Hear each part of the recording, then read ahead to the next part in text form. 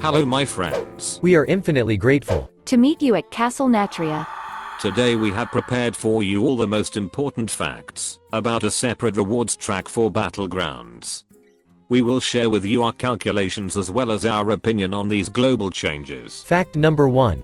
Battlegrounds will now have its own progression track that grants Battleground-specific rewards each 4 months. Like the current Hearthstone-wide rewards track, there will be both free and premium unlockable rewards.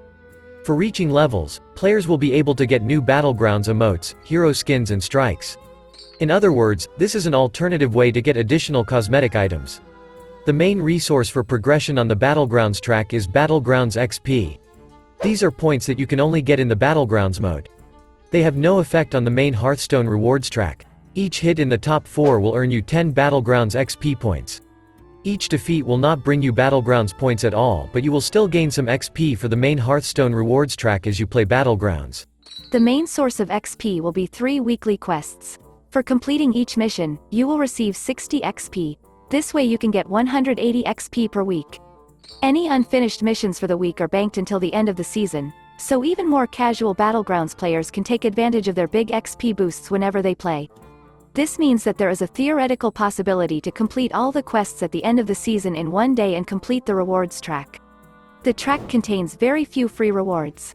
Without premium access, you can get 3 emotes, 1 strike and 5 portraits, one of which is legendary. Premium access in addition to free rewards, will allow you to get 11 regular portraits and 4 legendary ones. Plus 9 emotes, 1 strike and 1 bartender. By the way, what is a legendary Battlegrounds hero skin? This is a new type of Battlegrounds skins that include animated portraits and voiceover effects. The Battlegrounds rewards track contains 40 levels. To complete them all you will need to get 2000 Battlegrounds XP. If you want to complete the track as soon as possible, you will need to win 200 times. With a 100% win rate and assuming each match lasts 20 minutes, you will be able to achieve your goal in 67 hours of non-stop play. You can complete the Battlegrounds rewards track without winning at all. To do this, you need to complete 33 weekly tasks. This will take you 2.5 months. In other words, you have the opportunity to complete the track almost in the middle of the season. If you complete 12 weekly quests and win 4 to 5 times every day, you will complete the track in just a month. It's worth noting that the base emotes, advanced stats, and hero early access that were previously purchased through Battlegrounds perks will now be available to all Battlegrounds players for free. Everything looks too good to be true. We will get access to free cosmetics and loyal rewards track with extremely simple ways to complete it. Plus free access to premium perks. So what's the catch? There is one serious drawback. Battlegrounds no longer recognize gold as a currency. That's right, the main in-game currency is no longer useful for the Battlegrounds mode. Battlegrounds perks were the only item that could be obtained with gold. This item has been replaced by the Season Pass, which can be purchased by investing only real money. By the way, the option to choose from 2 additional heroes at the start of each game is no longer available to free-to-play players. It will only be available to premium owners of Battlegrounds Season Pass. In other words, for the purchase of the Season Pass, you will receive not only cosmetics, but also the most valuable and important feature that directly affects your efficiency in the mode. Before we talk about the last fact, we want to take a short break to share our thoughts on these changes. So the first controversial decision of the developers is to close free-to-play players, the ability to gain access to 2 additional heroes at the beginning of the match. Of course, this will have a negative effect on the effectiveness of free-to-play players, as it will be much more difficult for them to find a more efficient hero. Let's imagine that in duels, free-to-play players have a limited choice of active treasure out of 2, while premium players can choose 1 treasure out of 3. This rule does not apply to passive treasures and loot buckets, but still your potential efficiency will be lower, although you will still be able to play for free. This does not mean that efficiency will be reduced significantly, but even a small reduction of a few percent is very important for competitive play. Moreover, Battlegrounds has its own tournament, Lobby Legends.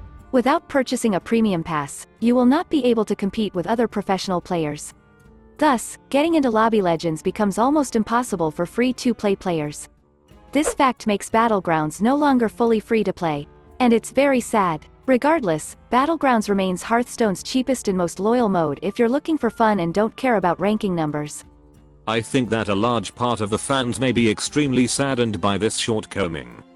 But we would like to point out some of Blizzard's motives. According to our indirect data, Battlegrounds does not generate enough profit for Blizzard. The monetization of Battlegrounds was more of an experiment that failed. Can a completely free mode bring a lot of profit? Of course not. Too few players are willing to support a completely free product. And it means that financial resources are not enough to support and develop the project. Our team has been collecting data on the purchases of our viewers throughout the year. We made a special video that confirms our point of view. We expected that one day Blizzard would stop providing perks with pre-orders and try to separate Battlegrounds from the Hearthstone economy. This year, Blizzard tried to create a huge amount of cosmetic options for Battlegrounds. Almost every 2 weeks, new items appeared in the store. We also have circumstantial evidence that this did not materially increase the profits of the mode. Using cosmetics as the main source of income is not possible to develop Hearthstone. And this is a fact. Blizzard's main problem is that they haven't been able to find better ways to monetize the mode. Perhaps they should have offered players better cosmetic options or more useful functions, or come up with something completely different. Of course, Hearthstone is one of the richest digital card games in the industry. They have enough resources to invest in Battlegrounds, but they have no motivation to support a product that is not financially successful. Let's be honest, most AAA game companies would do the same things in this situation. We don't like that Battlegrounds is no longer completely free. We still hope that Team 5 will change its approach.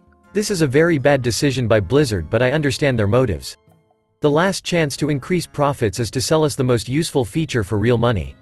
In order to draw final conclusions about the progression system, we need to test it in practice, but at first glance, everything does not look so bad. I'm worried about some of the nuances, but it's too early to talk about them. It's time for the last fact. With the release of the new patch, Hearthstone will be adding a new intermediate currency called Runestones. Runestones will be replacing real money purchases for nearly every product in the Hearthstone shop. As a rule, this type of currency is used in the most disgusting mobile games, including Diablo Immortal. This is a peculiar way of manipulating the cost of purchases. Very often, in order to acquire the desired item, you have to buy more intermediate currency than is necessary to complete the purchase. Then, if you want to get rid of the unused balance, you will be forced to buy even more intermediate currency in order to make another purchase that will have a deceptive benefit. In addition to the manipulative influence, the introduction of additional currencies is a bad example of game design, as it makes the economy of the game more confusing, complicated and not convenient. Why did Blizzard make such a terrible decision? We only have one version. This approach has been used for a long time in the Chinese version of Hearthstone.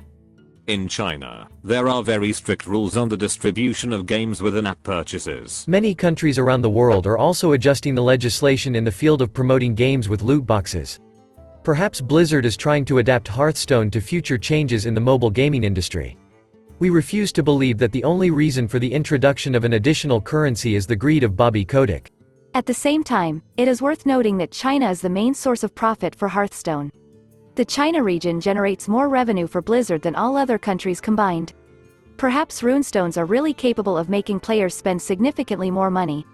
By the way, we managed to partially reveal the details about the real income of Hearthstone. If you are interested in this topic, let us know in the comments. Dear friends, what are Blizzard's true motives? What do you think of the new Battlegrounds progression system? Can the mode still be considered completely free? Share your opinion in the comments and join the poll on our community tab. It's all for today. As always, we would like to express our huge gratitude to our patrons. Dear friends, your support is incredibly important to us. Many thanks to each of you for your help. We hope to be able to get in touch in the future. Take care of yourself. And good luck.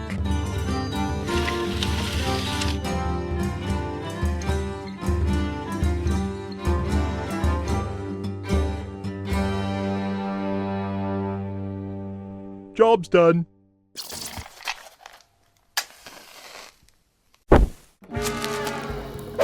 Ha! It is done!